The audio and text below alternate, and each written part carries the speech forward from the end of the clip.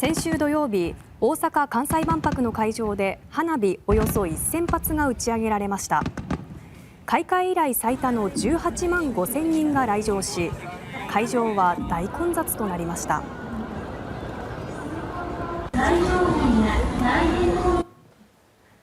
花火の終了後、会場のバス・タクシー乗り場にはおよそ6000人が滞留し、バスの利用を希望していた100人ほどがバスに乗れなかったことが分かりました。協会側はタクシーを利用するように要請したということです。協会は混雑緩和のための対策を検討しています。